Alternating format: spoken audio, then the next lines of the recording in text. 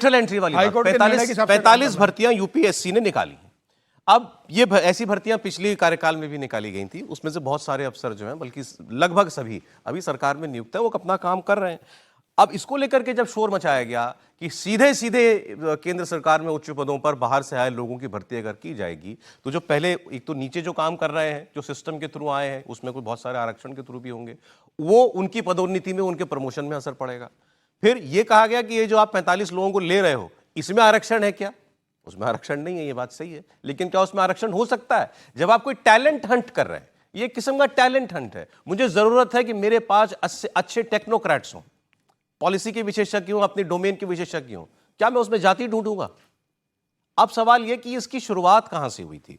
देवेंद्र आपको डिटेल में बताएंगे। मुझे जो पता लगा है, एक एडमिनिस्ट्रेटिव रिफॉर्म्स कमीशन बनाया गया था कई दशक पहले, 2005 में। वो ये दूसरा वाला था, सेकंड एडमिनिस्ट्रेटिव। पहली शुरुआत हो गई थी मोरारजी देसाई के समय। हाँ, और इस सेकंड वाले के अध्यक्ष थे वीरप्पा मोइली, और ये इनकी रिकमेंडेशन थी। हाँ, मोरारजी देसाई के समय में पहली बार ये आइडिया आया था। हालांकि उसमें ये लेटरल एंट्री टर्म का शब्द इस्तेमाल नहीं किया गया था, लेकिन इस टर्म का इस्तेमाल किया गया 2005 में, जब एआरसी यानी कि एडमिनिस्ट्रेटिव रिफॉर्म्स कमीशन बना था। तो उसकी सिफारिश में एक प्रमुख सिफारिश ये थी कि लेटरल एंट्री होनी चाहिए, और लेटरल एंट्री होने के पीछे वजह ये बताई गई कि जैसे एक्सपर्ट्स की हमें ज़रूरत है, जैसे टेक्नोक्रेट की मान लीजिए ज़रूरत है, तो वो सिर्फ और सिर्फ आईएएस उस रूप में नहीं हो सकते। उदाहरण के तौर पर आपको बताऊँ कि भारत सरकार का जो आयुष मंत्रालय है, क्या आयुष मंत्रालय का सेक्रेटरी एक आईएएस होना चाहिए, या एक जो आयुर्वेदिक में बहुत एक्सपर्ट हो उसको होना चाहिए?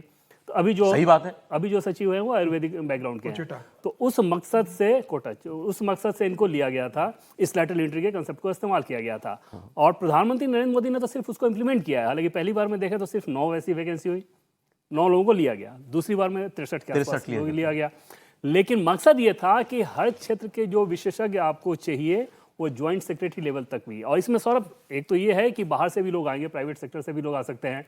दूसरी चीज़ ये भी है कि जैसे मान लीजिए कि पार्लियामेंट सेक्रेटरीट में जो अधिकारी काम कर रहा है, अगर वो विधान के मामले में एकदम से विशेषज्ञ है, तो क्या उसको विधि मंत्रालय में भेज के आप ज़्यादा एफिशिएंट विधि मंत्रालय को नहीं बना सकते? तो ये भी मकसद था। उस तरह की पोस्टिंग कुछ हुई भी है।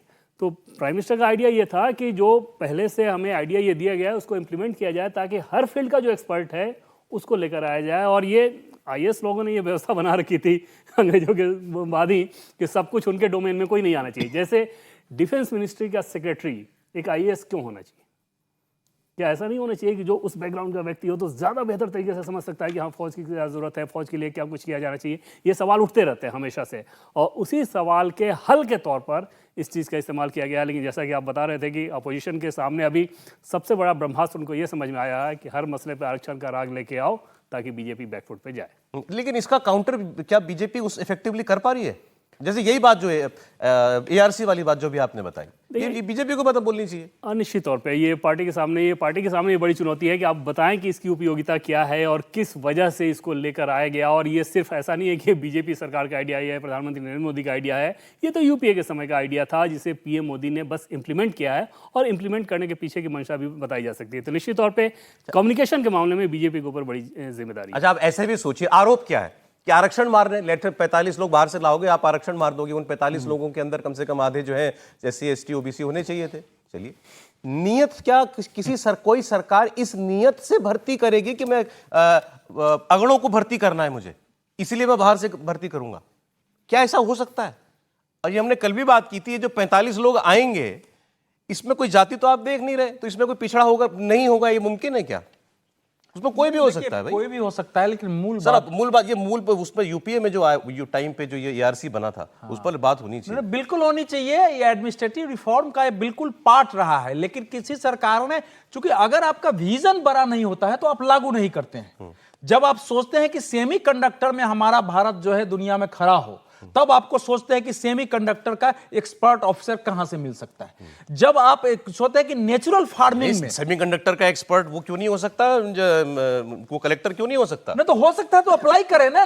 मैं तंज में कह रहा हूं, होने को हो भी सकता है तो उसको वो भी अप्लाई करें। लेकिन उससे बेहतर होगा ना कोई उस फील्ड का आदमी आ जाए। 3 साल की रिस्क लेके कोई अप्लाई करेगा तो उसको थोड़े रोका जाएगा।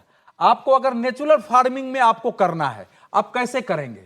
जो कि मतलब खान पान के क्षेत्र में जो हेल्दी फूड है उसके क्षेत्र में जो शोध हो रहा है उस पर आप कैसे करेंगे? तो इसलिए ये जो पूरी आपने वैकेंसी जो अभी जो पॉइंट का बड़ा इंपॉर्टेंट है, ये सोचिए ये 3 साल की भर्ती है।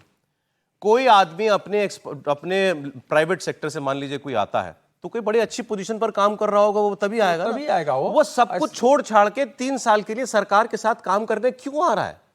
नियत होगी उसकी भी कि भाई मैं यहां कुछ कंट्रीब्यूट कर पाऊं। उसकी नियत होगी। और भारत को आवश्यकता है कि आप अगर दुनिया में महाशक्ति बनना चाहते हैं तो एक एक चीज में आपको एक्सपर्ट को लेके उसकी पॉलिसी करना, उसको इंप्लीमेंट करना। और वो लोग आएंगे तो नए लोगों को भी तो ट्रेन करेंगे उस काम में, तो भविष्य में एक इंफ्रास्ट्रक्चर उससे खड़ा होता है। क्योंकि जितने डिपार्टमेंट आप देखेंगे ना, वो सामान्य डिपार्टमेंट उसमें कुछ है ही नहीं जिसमें नॉर्मल हो जाए। इसीलिए मैं तो मतलब आपका चैनल बहुत देखा जाता है, मैं तो देशवासियों को कहूंगा कि देखिए इसमें आरक्षण तो सबको उसके समर्थन में है, लेकिन अगर एक्सपर्ट कुछ चाहिए, नए क्षेत्रों में फील्ड में होना है खड़ा भारत को, उसके लिए कहीं से भी हो तो एक्सपर्ट लाके पहले उसका इंफ्रास्ट्रक्चर, यहां तक कि उसके एजुकेशनल इंफ्रास्ट्रक्चर भी खड़ा करने की जरूरत है, तभी उसका लाभ बाद में मिलेगा, देश को भी लाभ बाद में मिलेगा।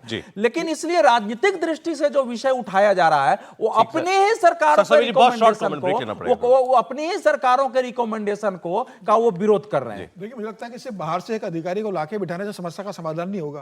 हिंदुस्तान के अंदर जो ब्यूरोक्रेसी के अंदर जो लॉबी का जो चलता रहता है ना कि आईएएस लॉबी किसी दूसरे को काम नहीं करने देती है, दूसरे जो ग्रुपिज्म है वो आदमी आ तो जाएगा, लेकिन क्या उसको उतना फ्री हैंड रहेगा कि उसके ऊपर जो बॉस बैठे, जो बाबू लोग बैठे, उसको उतना फ्रीली काम करने देंगे? सरकार को यह भी देखना पड़ेगा कि वो इसका सबूत ये है आपकी जवाब की बात का कि वो जो 63 पिछली बार भर्ती हुए थे उसमें जो 57 आज भी काम कर रहे हैं। नहीं, इसमें ठीक है काम कर रहे हैं वो अभी, लेकिन कितने लोग आएंगे ये बात भी देखना होगा ना कि 57 लोगों का अनुभव कैसा। अब वो तो आ गए, क्या वो उनको लग रहा है कि यहाँ पर एक जिस तरीके से ब्यूरोक्रेसी के अंदर आईएएस लॉबी का चलता, अभी मैं परसों एक अधिकारी से बात कर रहा था ब्यूरोक्रेट से इसी संदर्भ में लेके, तो उनका कहना था कि हम सब जगह काम कर सकते हैं, बाहर से लाने की जरूरत क्यों है? वो तो कहेंगे ही। तो उन्होंने उदाहरण दिया, उन्होंने कहा देखिए हमारे विदेश मंत्री को पहले ब्यूरोक्रेट आप कितना बढ़िया परफॉर्म कर रहे हैं, कई हमारे ब्यूरोक्रेट से जो मंत्री में गए मोदी सरकार में और बढ़िया नेता बन गए, तो बोले हम नेता भी अच्छे बन सकते हैं, हम और प्रशासन भी अच्छे से चला सकते हैं। बोले तो ये सोचना कि हम किसी विभाग में काम नहीं कर सकते, बाहर से लाना पड़ेगा, बोले ये पूरी तरीके से सही नहीं है। हमारे पास भी आदमी है और बोले ऐसे लोग हैं जिनको आप ट्रेनिंग दो वो कर सकते हैं काम। तो मुझे लग रहा है कि अंदर भी इस बात को लेकर एक सरकार के अंदर बड़ा विरोध है। कौन सा किसी ने सारी ब्यूरोक्रेसी बदल दी सर? 50 लोग आने वाले हैं मात्र, क्या हो जाएगा इससे? अगर किसी स्पेसिफिक काम के लिए उनको आना चाहिए, लेकिन उनको कितने मतलब 30 से ज्यादा सब आप अगर उसका पूरा ये बता दूं, इंपॉर्टेंट बात, सबसे बड़ा इंपॉर्टेंट बात है, आप देखिए कि इंटेल कंपनी यूएस की कंपनी है, उसकी जो सीईओ थी इंडिया की निवृत्ति राय, वो आज 7.5 करोड़ की एनुअल सैलरी छोड़ के इन्वेस्ट इंडिया की चेयरमैन है। क्या बात? डिपार्टमेंट ऑफ कॉमर्स और इंडस्ट्री के अंदर 8 करोड़ जिसको सैलरी मिल रही हो, वो ये छोड़ के आए लेटरल एंट्री से, कुछ कर नहीं आया होगा। तो दूसरा आप यूएस को देखिए, यूएस में डॉक्टर विवेक मूर्ति, वहां के यूएस के सर्जन जनरल, एक आईएएस ऑफिसर या किसी के वहां पे सिविल सर्वेंट, एडमिनिस्ट्रेटिव सर्विसेज को ना बाइडेन ने 11 इंडियन ओरिजिन के वहां पे पब्लिक पॉलिसी इनिशिएटिव्स लेके उनको वो चार्ज दिए। तुम्हारी